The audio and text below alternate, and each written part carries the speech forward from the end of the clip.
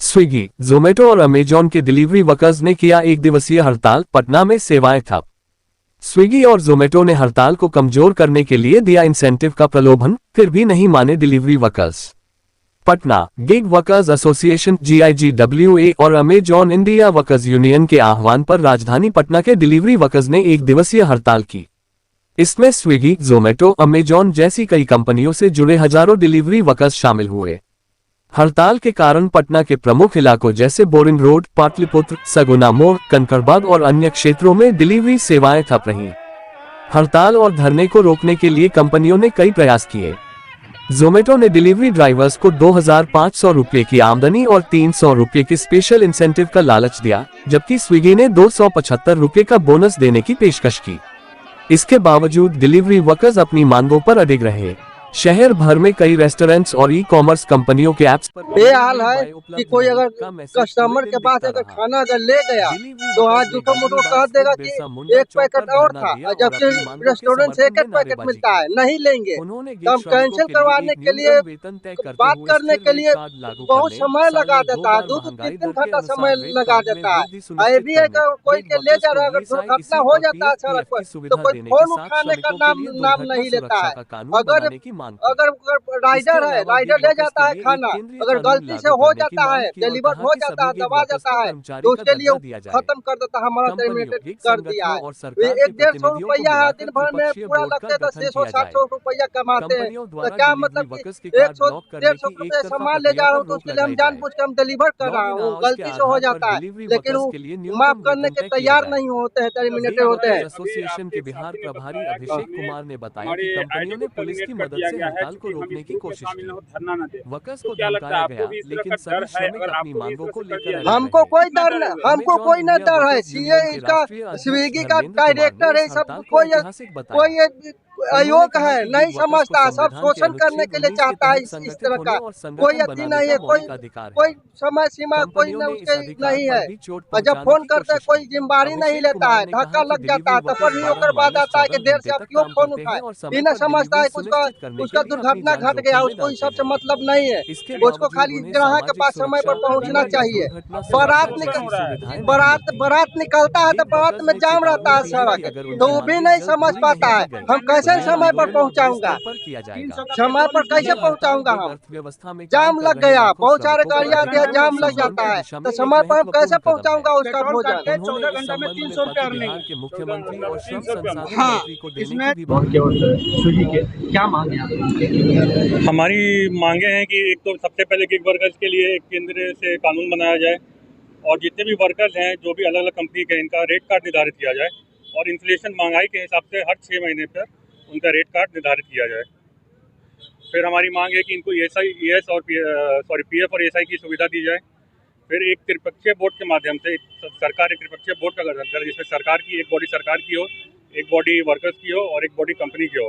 उसके माध्यम से वर्कर के सोशल सिक्योरिटीज़ का ख्याल रखा जाए। सड़क सुरक्षा को लेकर भी जो दुर्घटना होती है, हाँ दुर्घटना,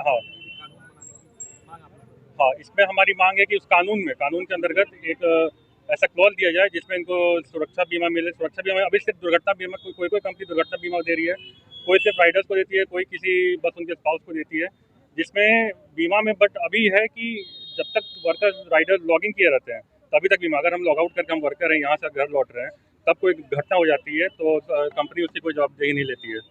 सबसे बड़ी जो समस्या है कि उनकी इन लोग की एक जो सबसे बड़ी समस्या ये है कि इन लोग का रेट जो है, जो 2-3 साल पहले था, वो अब रेट घर के आधा से भी नीचे हो गया।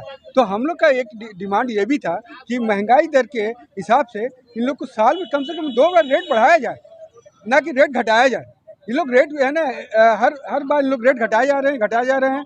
तो रेट घटाइएगा तो इनको जो लोग हैं ना, कल आज से 1 साल 2 साल पहले 20 से 30 हज़ार रुपया, 40 हज़ार रुपये कमाते थे, आज 10-15 हज़ार रुपये के लिए स्ट्रगल कर रहे हैं।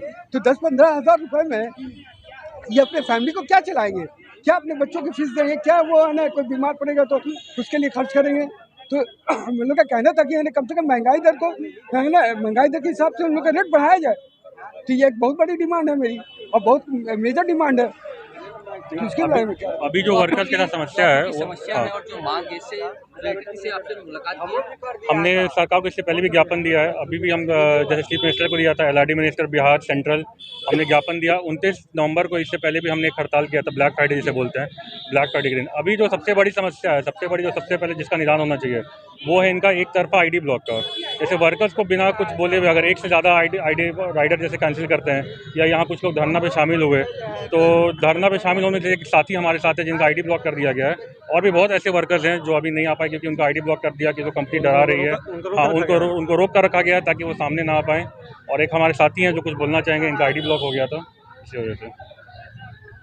जी, हम ये बोलना चाहेंगे सर कि जिस दिन से ये बात चर्चा में आई है कि 28 तारीख को हड़ताल होने वाली है, उसी दिन मेरा ID ब्लॉक कर दिया गया है, ये टर्मिनेट कर दिया गया है। और मैंने बहुत बार जाकर ऑफिस में रिक्वेस्ट भी किया है कि मेरा ID चालू किया जाए, लेकिन अभी भी मैं वहाँ से आ रहा था तो मुझे बोला गया है कि आपको वहाँ पे शामिल नहीं होना है, नहीं तो आपके ऊपर एक्शन लिया जाएगा। पता नहीं कंपनी क्या एक्शन लेती है हम लोगों के ऊपर, और मुझे मना किया गया था कि आपको यहाँ पे शामिल नहीं होना है, और मेरा ID टर्मिनेट कर दिया गया है। ऑफिस की तरफ से आपके ऊपर दबाव दिया जाए? जी, दबाव दिया गया है कि आपको यहाँ पे शामिल ना हो और आपके ऊपर एक्शन लिया जाएगा। और 9 दिन से मेरा ID बंद करके रखा गया है। मैं बहुत बार जाकर ऑफिस में रिक्वेस्ट कर चुका हूँ कि मैं इन सब चीज़ों में शामिल नहीं होऊंगा, फिर भी मेरा ID ओपन नहीं किया गया है। ID ब्लॉक होने के बाद आपके साथ क्या परेशानी होता है? कोई डिलीवरी नहीं कर सकते, क्या क्या दिक्कत आती है? ID ब्लॉक होने के बाद मेरा उसमें सारे ये जितने दिन भी मैंने काम किया है उसका मेरा पैसा फंसा हुआ है, वो पैसा देने के लिए भी नहीं बोल रहे हैं। और आप ऑनलाइन नहीं जा सकते हैं, आप कोई भी काम नहीं कर सकते हैं। आपका वो जो जॉब था वो जॉब आपका ख़त्म हो चुका है, आप कुछ भी नहीं कर सकते हैं। इनका जो 1000 रुपये है ID में, इन्होंने हमें स्क्रीनशॉट भेजा था, जो हम शेयर भी करेंगे। तो 1000 रुपये जो फंसा हुआ है कंपनी, इनका एक भी खो गया भैया? नहीं, 9 दिन हो गया भैया। 9 दिन से इनको 1000 रुपये भी वो पैसा भी नहीं दे रही, कहती है कि हम पैसा नहीं देंगे आपको। ऑफिस के स्टाफ जी, इनका TL जो है, या जो जो भी TL हम ऑफिस में, इसलिए कि आप धरना पे शामिल हुए, इसलिए जी, पैसे नहीं देंगे? धरना में नहीं। शामिल हो रहे हैं और ग्रुप में ऐड हो रहे हैं और अपनी जो हक की मांग कर रहे हैं। हक की मांग करने के लिए मेरा ID बंद कर दिया गया, और जो भी मेरा पैसा फंसा हुआ है वो ना देने के लिए बोला जा रहा है। और 9 दिन से हमको बैठा दिया गया है, और अभी भी हमको ये वार्निंग दिया गया था कि आपको वहाँ पर नहीं जाना है और आपको इन सब चीज़ों में मतलब समर्थन नहीं देना है। क्या नाम हुआ आपका? और विकास कुमार, मेरा घर विक्रम है, मैं विक्रम से हूँ जी। ID नंबर कितना है आपका? ID नंबर है मेरा ये FE3402385। इस ID को ब्लॉक कर दिया गया है? ब्लॉक में टर्मिनेट कर दिया गया है, हमेशा के लिए ख़त्म कर दिया गया है एक होता है जी। और अभी भी मुझको बोला गया है कि अगर आप ये समर्थन ना करोगे तो ओपन कर दिया जाएगा, अगर आप समर्थन करोगे तो ओपन नहीं किया जाएगा। अच्छा, इस तरह का ID जो टर्मिनेट किया गया है या ब्लॉक किया, केवल आपके साथ या आपके कुछ और नहीं, साथियों के साथ ही? लगभग 15-20 लड़कों को ID टर्मिनेट किया गया है इस में समर्थन देने के लिए, लेकिन कुछ लोगों को रोक कर रखा गया है, उनको धमका कर ये रखा गया है कि आपको नहीं जाना है, और कुछ लोगों को प्रलोभन दिया गया है कि ये अगर आप नहीं जाओगे तो आपकी ID चालू कर दी जाएगी। एक दिवसीय आज के लिए केवल धरना है? नहीं, अभी तो ये सांकेतिक धरना है, जैसे अगर ये हमारी अगर मांगे पूरी नहीं होती है तो ये जारी रहेगा जी, जारी रहेगा।